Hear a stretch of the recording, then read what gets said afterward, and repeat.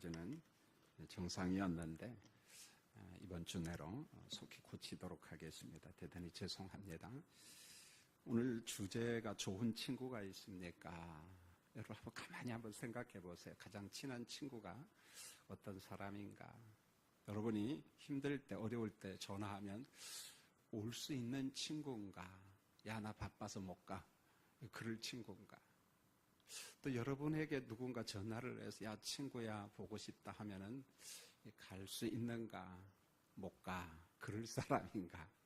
한번 우리 삶을 점검해 봤으면 합니다. 여러분, 사람이 어느 때 참 아름다울까? 여러 가지가 있지만은 제가 설교를 준비하면서 세 가지를 생각했어요. 감사를 표현할 때. 여러분, 자녀가 부모님에게 어머니, 아버지 감사합니다. 여러분, 이 말 들을 때 부모님은 보람이 있거든요. 내가 투자한 보람이 있고 가르친 보람이 있다. 감사합니다. 두 번째로 눈물을 흘릴 때입니다. 저는 지난주에도 우리 교회 장례식을 치렀는데 참 슬픈 장례식이었습니다. 통곡하는 그림을 보면서 저도 아팠고 우리 목회자들도 전부 다 힘들었습니다. 가족이나 교인이 고통을 당할 때 옆에서 눈물을 흘린다. 그 눈물을 보면서 참 저 사람 마음이 곱다, 선하다, 착하다 그런 생각이 들어요. 세 번째로는 미안함을 아는 사람입니다. 사실 우리가 사람이기 때문에 부족하잖아요. 그래서 우리 때문에 손해가 될 때가 참 많습니다. 그럼 미안하잖아요. 몸둘 바를 모릅니다. 그래서 나 때문에 손해본 사람, 어려움을 겪는 사람을 보면서 미안합니다, 죄송합니다. 여러분, 이 마음을 고백한다면 정말 착한 사람, 선한 사람, 좋은 사람이잖아요. 오늘 우리 시대의 아픔이 뭐냐면은 미안함도 잘 몰라요. 감사도 없습니다. 눈물도 없습니다. 보면은요. 너무 뻔뻔한 시대에 우리가 살고 있는데 우리 예수 믿는 사람들도 우리 심령마저 세속화된다면은 안 되잖아요. 여러분, 오늘 말씀을 통해서 우리 삶을 한번 돌아봤으면 합니다. 우리가 존경하는 다윗의 인생을 보면은 그는 하나님 앞에 감사할 줄 아는 사람이었고 하나님 앞에 늘 죄송한 마음, 하나님 미안합니다, 이 마음을 가지고 살았습니다. 여러분, 오늘 1절 말씀을 보면은요, 다윗이 그의 궁전에 거주할 때에 다윗이 선지자 나단에게 이르되 나는 백향목 궁에 거주하거늘 여호와의 언약궤는 휘장 아래 있도다. 이게 무슨 말입니까? 나는 지금 백향목 궁에서 지금 거주한다. 좋은 집에서 살고 있다. 그런데 여호와의 언약궤는 휘장 아래, 장막 아래, 다시 말하면 텐트 아래 있다. 이것 때문에 지금 다윗이 몸둘 바를 모르고 있는 거예요. 하나님 죄송합니다, 이런 말입니다. 여러분, 1절은 좀 세밀한 설명이 필요한데요. 그럼 조금만 집중하면 됩니다. 사무엘하 7장 1절을 보면은 하나님께서 다윗을 위해서 일을 합니다. 그래서 다윗 사방에, 언약 백성들 사방에 있는 대적들을 전부 다 물리칩니다. 그래서 다윗이 가는 길, 승리의 길이죠. 여러분, 이뿐만 아니라 하나님의 말씀이 십계명이 들어있는 언약궤, 그 언약궤 하에는 모세가 시내산에 올라가서 두 돌판에다가 말씀을 받는데 그 말씀의 두 돌판이 언약궤 속에 들어가 있거든요. 그 언약궤를 이제 예루살렘으로 옮겼습니다. 자, 그 과정을 보면은 역대상 16장 1절에 하나님의 궤를 메고 제사장들과 레위지파 사람들이 언약궤를 메죠. 아무 사람이나 했다가는 죽습니다, 여러분요. 그래서 하나님의 궤를 메고 들어가서 다윗이 그것을 위하여 친 장막 가운데 두고 이런 말이 나옵니다. 여러분, 언약궤가 그동안 누구 집에 있었냐면 오벳에돔의 집에 잠시 머물러 있었습니다. 그래서 언약궤가 오벳에돔의 집에 머물러 있을 때 오벳에돔이 복을 참 많이 받아요. 은혜를 너무너무 많이 받습니다. 이제 하나님의 방식대로 오벳에돔의 집에 있는 언약궤를 예루살렘으로 지금 옮겨온 겁니다. 그런데요, 좀 이상해요. 역대상 16장 39절로 40절 말씀에 보면은 제사장 사독과 그의 형제 제사장들에게 기브온 산당에서 이렇게 말합니다. 자, 이 사람들이 지금 기브온 산당에 있었는데 기브온 산당에서 여호와의 성막 앞에 모시게 하여, 이 말은 예루살렘 성막으로 불렀다는 말입니다. 항상 아침과 저녁으로 번제단 위에 여호와께 번제를 드렸다, 이런 말이 나와요. 여러분, 이게 무슨 말인 거냐면 이겁니다.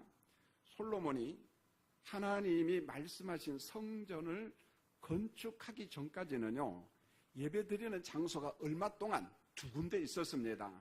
하나는 어디에 있냐면은 십계명, 언약궤가 있는 예루살렘 장막에서도 예배를 드렸는데, 예루살렘 장막에서 예배 드릴 때는 예배 담당자가 누구냐? 제사장 아비아달이 담당자였습니다. 그리고 광야 생활할 때 모세가 광야에서 장막을 하나 만들죠. 그 모세가 만든 성막, 장막은 어디 있었냐면 기브온 산당에 있었는데, 이 기브온 산당의 제사 담당은 누구냐면 사독 제사장이 담당을 했어요. 자, 그러다 보니까 언약궤가 있는 곳, 그 다음에 모세가 만든 그 장막 기브온 산당에서 예배를 드리고 두 군데서 자연스럽게 예배를 드렸습니다. 그러다가 솔로몬이 모세가 받은 계시대로 성전을 건축을 합니다. 그리고 난 다음에 예루살렘 장막에 있는 언약궤, 시내산 말씀의 두 돌판이 있는 십계명이 들은 말씀, 이 언약궤를 솔로몬 성전으로 옮깁니다. 그리고 성전을 봉헌시켜요. 낙성식을 합니다. 하나님 앞에 드리는 거죠. 이제부터는 아무 데서나 예배를 드리면 안 돼요. 이 당시 주변에 우상 숭배하는 산당들이 많이 있었습니다. 성전을 건축하고 난 다음에는 성전에서만 번제와 화목제를 드립니다. 그래서 이 성전을 두고서 중앙성소 이렇게 말을 하는 거예요. 성소가 여러 개 있어서 중앙성소 그런 개념이 아니고, 성소는 예루살렘 성전밖에 없습니다만은 다른 산당에서는 예배드리면 안 된다, 우상 숭배하면 안 된다, 그런 관점에서 솔로몬 성전이 유일하게 예배드리는 장소입니다. 자, 여러분 다시 이제 본문 1절로 갑니다. 여기에 보면 갈등하는 다윗의 모습이 있는데, 막 다윗이 막 미안해가지고 막 어쩔 줄을 몰라요. 보면 하나님의 말씀이 있는 언약궤는 초라한 장막에 있다. 그래서 그 장막에 있는 언약궤를 볼 때마다 다윗이 죄송해서 어쩔 줄을 몰랐습니다. 나는 지금 백향목 궁에서, 화려한 궁전에서 편안하게 안락하게 살아가. 그런데 하나님의 임재를 상징하는 언약궤가 있는 말씀, 하나님의 언약궤는 장막에 있는 거예요. 쉽게 말하면 텐트 속에 있다는 것입니다. 여러분, 옛날에 우리 효자들이 많았을 때는 그랬어요. 지금은 조금 덜 그렇습니다. 어머니 아버지는 좀 초라한 집에 살고, 그럼 큰 아들이나 큰 딸이 좀 좋은 집에 살면은 죄송해서 몸둘 바를 몰랐어요. 어머니 우리 집에 와서 사세요. 아버지 우리 집에 와서 사세요. 요즘에는 안 그럽니다. 아예 오지 마세요. 그럽니다. 보면은요. 여러분, 그것과 똑같은 거예요. 보면 나는 지금 백향목궁에서 화려한 생활을 하고 있는데, 안락한 생활을 하고 있는데, 하나님의 언약궤가, 말씀이 텐트 속에 있다, 장막 속에 있다. 그래서 죄송한 마음을 가지고 있는 다윗이 뭐라고 이야기하냐? 야, 내가 성전을 건축해 버려야겠다.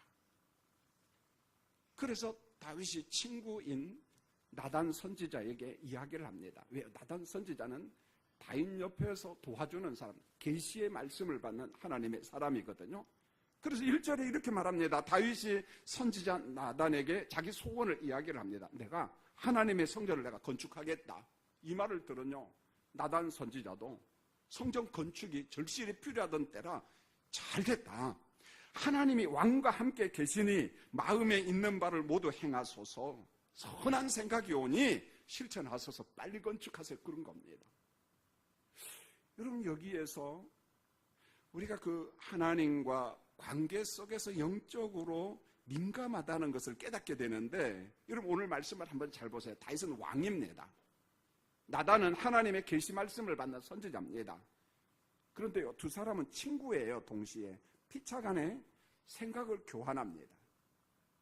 고민을 이야기를 합니다. 뭐가 하나님의 뜻인가 서로에게 한번 물어봐요. 우리도 그러잖아요. 기도 좀 해주세요, 권사님, 집사님, 그러잖아요. 여러분, 두 사람은 친구예요. 그런데 지금은 어느 시대냐? 왕정사회예요, 여러분. 여러분, 왕정사회와 전제사회의 특징은 뭐냐? 왕의 생각과 결정이 곧 법입니다. 자기 생각대로 하면 되고 자기 판단대로 하면 돼요. 누구한테 물어볼 필요도 없습니다. 상의할 필요 없어요. 보면은요, 그죠? 왕의 생각대로 하면 됩니다. 그런데 보세요, 다윗은요, 나단은요, 여러분 그렇지 않습니다. 자기가 뭔가를 생각해도 선지자에게도 물어보고 하나님 앞에 물어봐요. 이게 무슨 말입니까? 하나님은 주인이고 난 종이라는 거예요. 여러분, 왕정사회, 전제사회에 국가의 지도자가 그런 마음을 가지면 얼마나 좋겠어요. 그런 나라 정말 지상낙원이 될 겁니다. 하나님은 주인입니다. 나는 왕이지만 종에 불과합니다. 여러분, 대표적인 말씀이 다윗은 어떤 일을 결정하기 전에 하나님 앞에 먼저 물어봅니다. 사무엘하 5장 18절로 19절에 보면은 블레셋 군인들이 르바임 골짜기에다가 진을 치고 가득했습니다. 이때만 해도요, 다윗의 군사력이 그렇게 막강하지는 않았어요. 보면은요, 이 블레셋은요 대단했거든요. 그래서 다윗이 하나님 앞에 물어봐요. 블레셋 군인들을 보면서, 하나님, 내가 블레셋 사람들과 싸우긴 싸워야겠는데 올라갈까요? 싸울까요? 말까요? 어떤 방식으로 하면 좋겠습니까? 이걸 물어보는 거예요. 전략을 물어보는 거예요. 그때 응답이 옵니다. 첫 번째 응답은 올라가라예요. 정면 돌파입니다. 여러분, 두 번째 싸움은요, 아닙니다. 우회 침투입니다. 너 내가 하라는 대로 하라. 여러분, 다윗은요 경험이 많기 때문에 자기 경험을 가지고 전술을 짤 수가 있어요. 그런데 자기 전략을 갖다가 다 포기해버려요. 하나님 앞에 나가요. 마치 어린아이처럼 하나님 어떻게 할까요? 어떻게 할까요? 물어봐요. 그럴 때마다 하나님이 전략과 전술을 주면서 내가 반드시 블레셋 사람을 내 손에 넘기리라, 내 손에 붙이리라. 하나님이 올라가, 그러면 가는 겁니다. 여러분, 다윗은 기도하는 겸손의 사람이에요. 여러분, 기도가 왜 겸손인 줄 아세요? 경험이 많거나 나름대로 잘 나가는 사람은요, 하나님 앞에 기도하는 척 할 뿐이지 진지한 기도하지 않아요. 왜요? 난 경험이 많다는 거예요. 난 해봤다는 것입니다. 난 더 잘할 수 있다는 거예요. 그런데 다윗은 자기가 경험한 것을 일단 내려놓고, 하나님, 전 종입니다. 난 부족합니다. 저의 경험을 가지고 전쟁하면 실패합니다. 하오니 하나님께서 이번에도 새로운 전략을 주셔야만이 내가 전쟁할 수 있습니다. 언제든지 말씀에 주시옵소서 엎드리는 거예요. 기도하는 겁니다. 하나님, 전략을 주세요. 여러분, 성전을 건축하고 싶은 다윗이 이번에는요, 누구한테 갑니까? 옆에 있는 나단 선지자 친구에게 물어봤습니다. 자, 보다시피 언약궤가 예루살렘 장막에 있는데 나는 백향목 궁에서 살고 있는데 너무너무 죄송하다. 내가 성전을 건축하고 싶다. 여러분, 다윗이 자기의 선한 마음을 이야기를 했습니다. 나단 선지자가 누구보다도 다윗을 잘 알잖아요. 나단 선지자가 참 좋은 생각이다, 찬성을 했습니다. 왕의 마음에 있는 바를 행하소서. 좋은 생각, 선한 생각이니까 왕이여 원하는 일을 속히 하시옵소서, 이렇게 이야기를 한 겁니다. 그런데요, 하나님께서 선지자에게 나타나서, 나단아, 안 된다. 너의 생각이 짧다. 하나님의 시간표대로 해야 된다. 하나님께서 계획을 바꿔요. 3절로 4절에 보세요. 그 밤에 하나님이 나단에게 찾아와서 말씀합니다. 나단아, 다윗은 성전을 건축할 수가 없단다. 왜요? 역대상 22장 8절에 보세요. 다윗은 정복전쟁을 하는 과정에 많은 사람에게 피를 흘렸습니다. 많은 사람이 죽었어요. 사람의 피를 흘린 사람은 샬롬의 성전, 평화의 성전을 건축할 수 없다는 거예요. 피를 너무 많이 흘렸기 때문에 넌 안 된다. 여러분, 잘 보세요.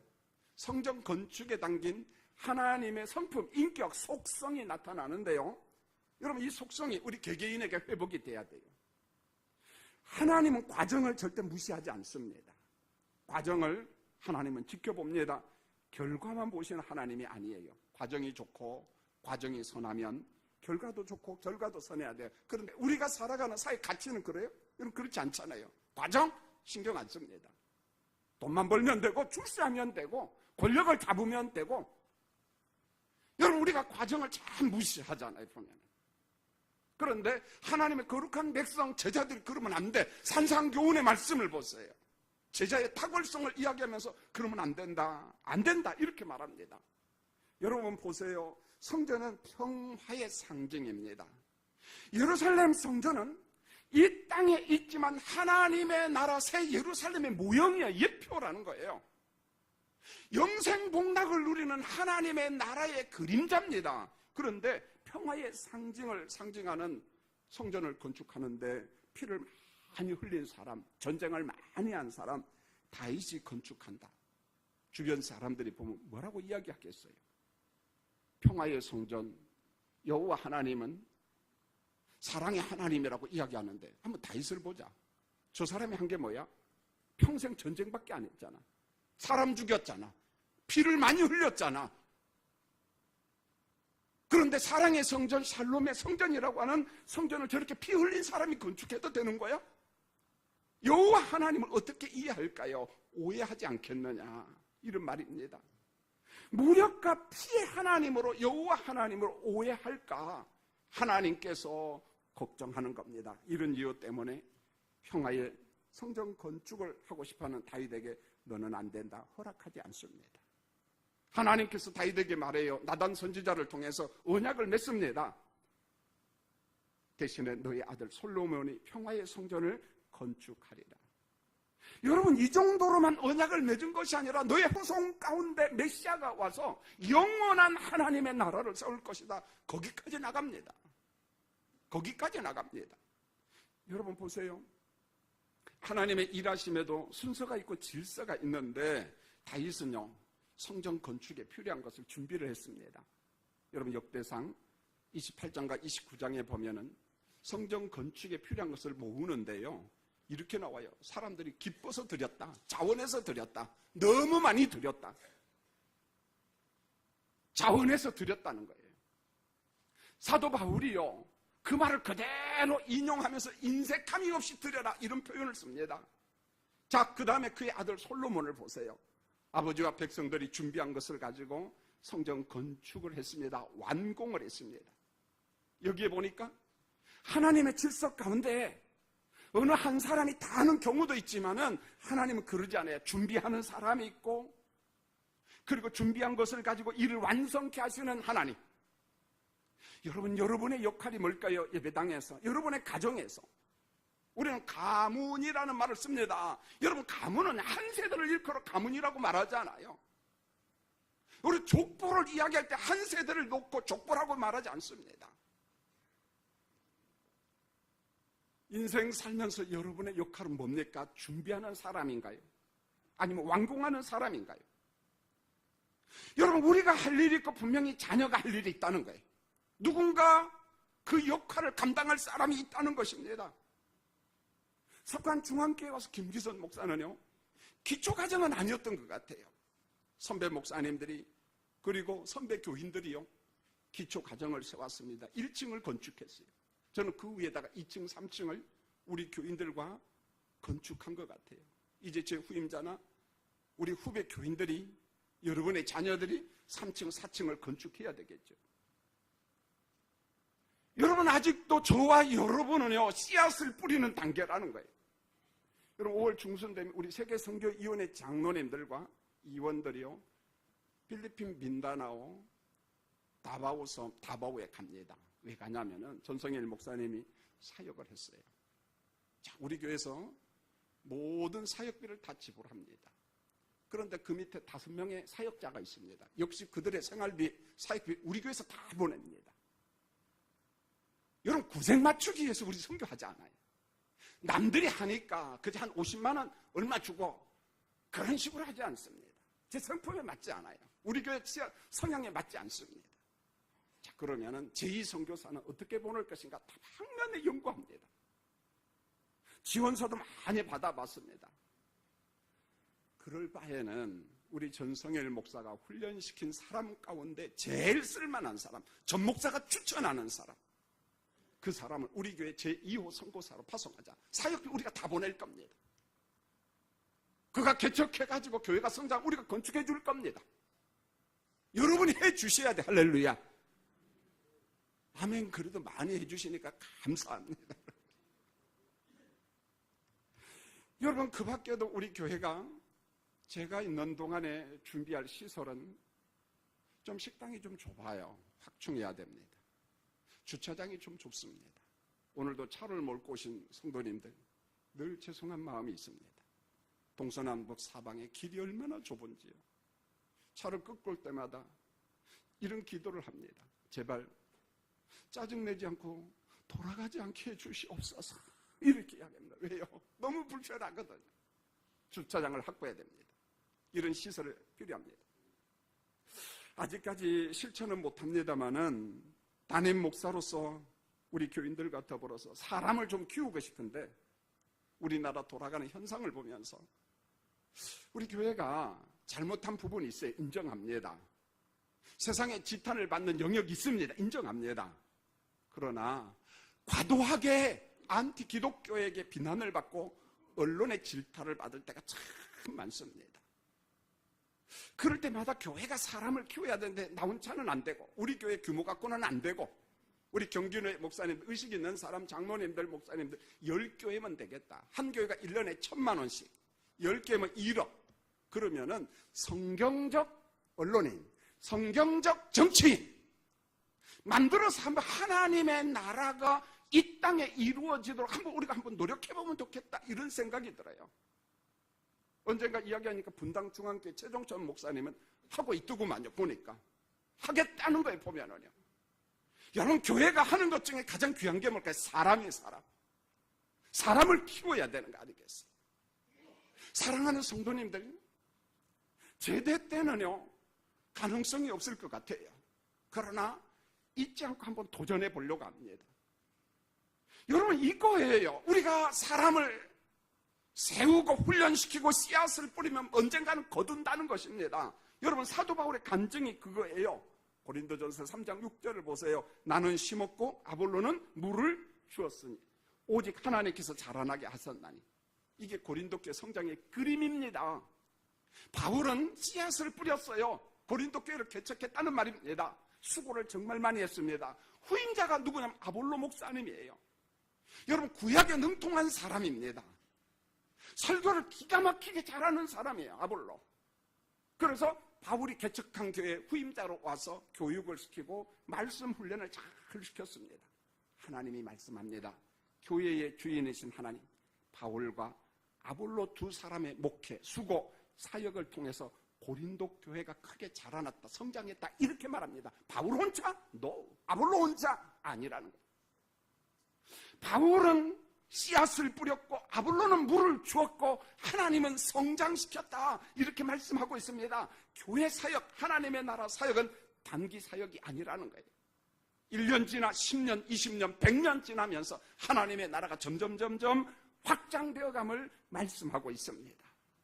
여러분, 오늘 이 스크린이 고장이 나가지고 너무 아쉬운데 제가 그 스페인 바르셀로나 이야기를 좀 하나 하려고 합니다. 여러분, 스페인의 바르셀로나는 지금 분리 독립을 하려고 무척 노력하고 있잖아요. 여러분 잘 아는 것처럼 바르셀로나 유명한 게 뭐냐면은 축구 선수 메시 알아요? 아는 사람은 신세대. 여러분 모르는 사람도 하나님의 나라 백성 괜찮아요. 여러분 이 사람은요 공 한 번 잘 차가지고 1년에요 몇 천억 법니다 보면은. 그러니까 우리가 기업 운영하는데 얼마나 고생합니까? 근데 메시는요 공차고 돈 버는 거야. 일부 예배 때 여러분 자녀도 축구 선수, 야구 선수 만들으니까 아멘을 안 해야 되는 게 할 사람이 없는가 봐요 보면은요. 메시 이야기가 아니고 바르셀로나에 가면은 아주 유명한 성당이 하나 있습니다. 사그라다 파밀리아 성당. 이 말을 우리말로 바꾸면 파밀리아가 가족이잖아요. 사그라다 성 세인트라는 말이거든요. 그러니까 성, 가족, 교회 이런 거거든요 보면은. 그런데 일명 보통 가우디 성당 그래요. 가우디 성당. 여러분 1880여 년에 건축가인 가우디가 설계를 하고 이 성당을 이제 건축을 시작했습니다. 건축을 하다가 죽었어요. 우리는 보통 죽으면은요 그걸로 종결해버리잖아요. 그런데 그렇지 않았습니다.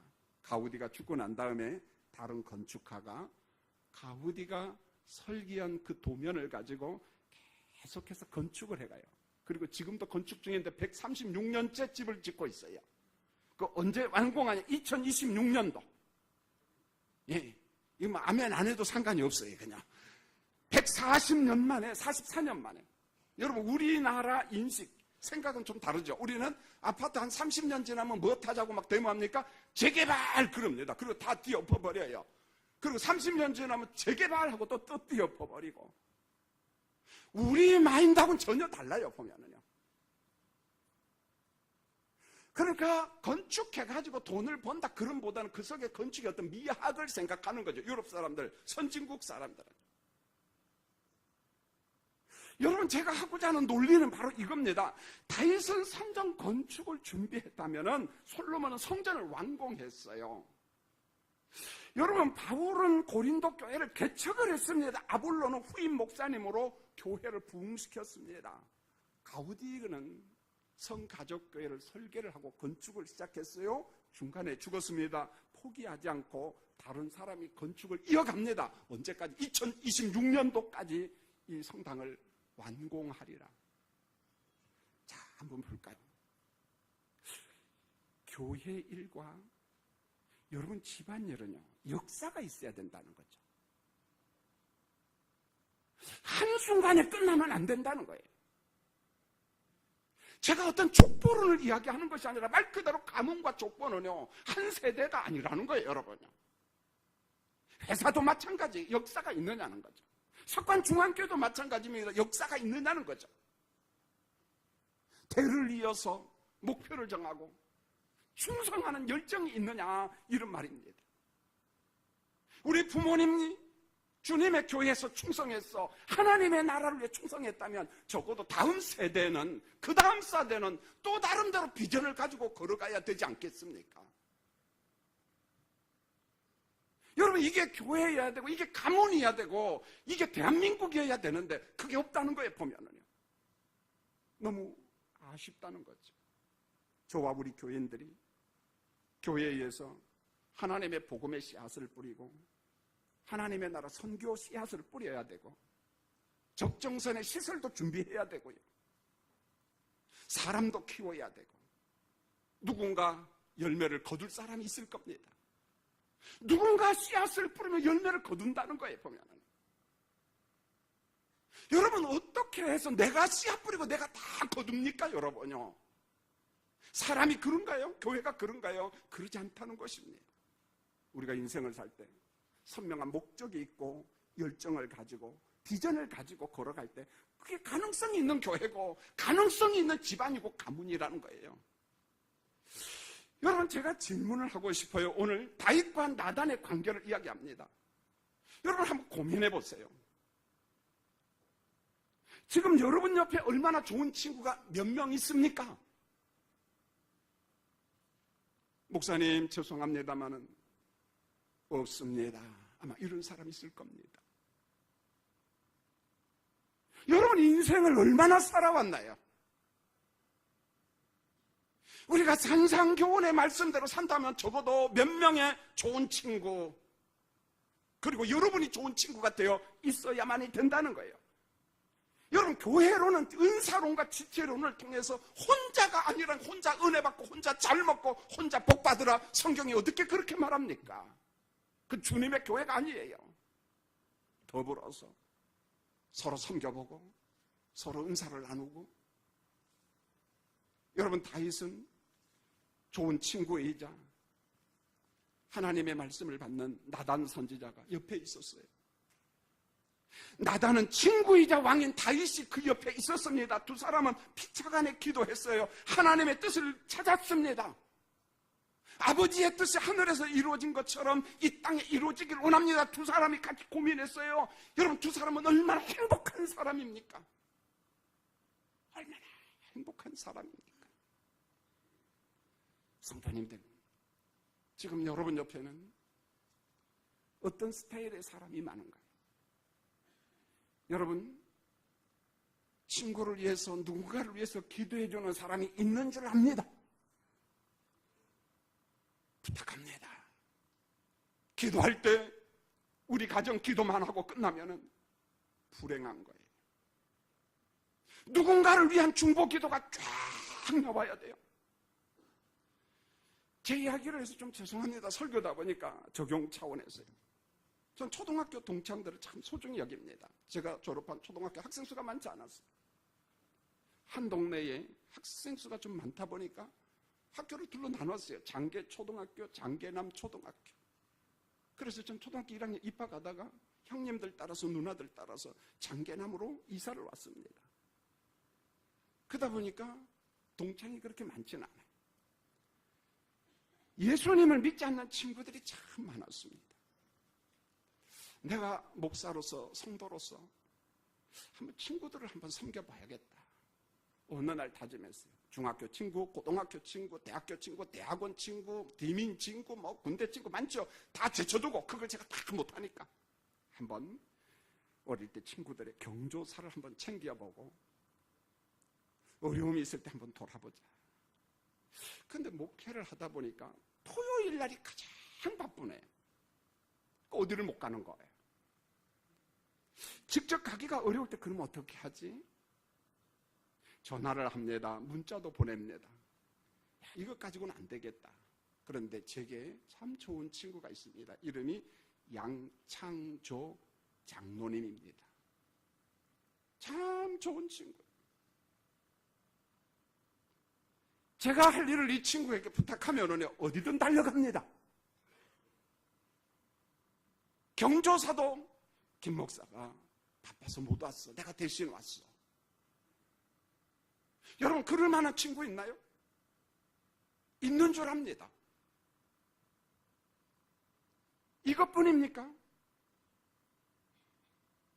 여러분이 가장 힘들 때 전화하면 와줄 만한 친구가 있나요? 친구들이 제게 이제는 이렇게 부탁을 합니다. 친구 목사님 그렇게 이야기해요. 저는 그게 참 쑥스러워요. 그냥 기선아 이렇게 부르기를 원합니다. 그런데 저를 목사 대접을 합니다. 친구 목사님 기도해 주세요. 우리 가정을 위해서, 자녀들을 위해서. 제가 고향을 잘 못 가요. 어머니도 소천하고 아버지도 소천하고요. 그러나 추도 예배 때 갑니다. 그럼 그 짧은 시간에요. 내가 가야 될 고향 친구 리스트를 작성합니다. 친구 공장에 갑니다. 사업장에 갑니다. 우리 또 친구가 조합의 전무로 금년에 이제 정년퇴직합니다. 제가 가서 하는 일은 손 한 번 잡고 기도하는 것 외에는 없어요. 친구 잘 있어. 제가 가진 선물 중에 뭐가 있는가 봅니다. 가지고 갈 수 있으면 가지고 갑니다. 이제 친구들 중에 예수 믿는 사람이 점점 많아지고 있어요. 너무너무 행복합니다. 너무 감사합니다. 여러분, 고린도전서 10장 33절에 바울이 이렇게 고백합니다. 자신의 유익을 구하지 아니하고 많은 사람의 유익을 구하여 그들로 구원을 받게 하라. 여기 바울의 인생 철학이 나와요. 나의 유익을 난 구하지 않겠다. 많은 사람이 내 유익을 구하겠다. 왜? 왜 그러느냐는 거예요. 그들로 예수 믿고 구원받게 할 수 있다면 난 그렇게 하겠다는 것입니다. 난 그렇게 하겠다는 거예요. 이게 성경적 가치관이라는 거예요. 제 마음도 동일해요. 부족한 저를 통해서 고향 친구들이 교회를 알고 예수님을 알고 예수를 믿는다면 전 그걸로 제 사명을 다했다 이렇게 생각이 들어요. 여러분에게 간곡하게 부탁하고 싶은 것은 그겁니다. 한 번 살다 주님이 부르시면 가야 될 인생인데 뭐가 우리 삶의 우선순위냐는 거죠. 우리는 부름받은 소명자고 우리는 부름받은 사명자들인데 뭘 위해서 살아야 되느냐는 거죠. 여러분, 오늘 본문에 등장하는 다윗과 나단은요, 삼자 관계가 아니라는 거예요. 삼자라는 말은 무관심의 관계라는 거예요. 두 사람은 친구인데 우정의 관계, 관심의 관계라는 거예요. 우리 주변에 보세요. 온통 무관심이야. 예배당에 와도 무관심입니다. 지난주에 우리를 슬프게 했고 고통스럽게 한 것은 무관심 때문에 한 사람이 죽었습니다. 우리는 장례식을 치르면서 슬퍼했습니다. 지금도 그 고통을 안고 있습니다. 여러분, 교회가 어떤 곳인가요? 부모, 형제, 가족이 어떤 것인가요? 삼자 관계가 아니라는 거, 무관심의 관계가 아니라는 것입니다. 성경은 말씀합니다. 고린도전서 12장 26절에 고통과 영광을 함께 나누는 지체라고 이야기합니다. 여러분, 저를 보시고 다시 한번 옆 사람을 한번 보세요. 어떤 관점으로 옆 사람을 볼까요? 무관심? 세상이 그렇게 흘러가고 그렇게 습관화가 됐습니다. 그게 당연한 것이라고 생각합니다. 이제는 그러지 마셨으면 합니다. 다는 아닐더라도 우리 전도에, 우리 교구 한 번 더 돌아보고 그 슬픔과 고독과 외로움 속에 뚫고 들어가서 위에서 기도하는 무관심 3자의 관계가 아니라 기쁨과 고통, 슬픔을 같이 나누는 우정의 관계, 친구의 관계, 성도의 관계가 되기를 예수님의 이름으로 축원을 드립니다. 기도하겠습니다. 하나님, 교회의 타락과 성도의 타락이 뭘까요? 어느 순간부터 십자가의 사랑은 사라지고 내가 편하면 되고 이기심이 우리를 지배하고 희생과 헌신과 사랑과 나눔은 없어지고 우리 심령 안에 우상 숭배로 가득 차 있는 것을 보게 됩니다. 하나님, 예배 마치고 헤어지기 전에 내 옆에 있는 성도를 한 번 더 보게 하시고 그의 손을 한번 잡고 따스한 체온을 느끼고 질병으로 투병 생활하는 지체를 위해서 한 주간 그분을 품에 안고 기도하고 이러한 주님의 사랑을 성령 안에서 나눌 수 있도록 우리 교인들과 우리 교회 위에 성령님 은총을 베풀어 주시옵소서. 무관심을 물리쳐 주옵소서. 예수님의 이름으로 기도합니다. 아멘.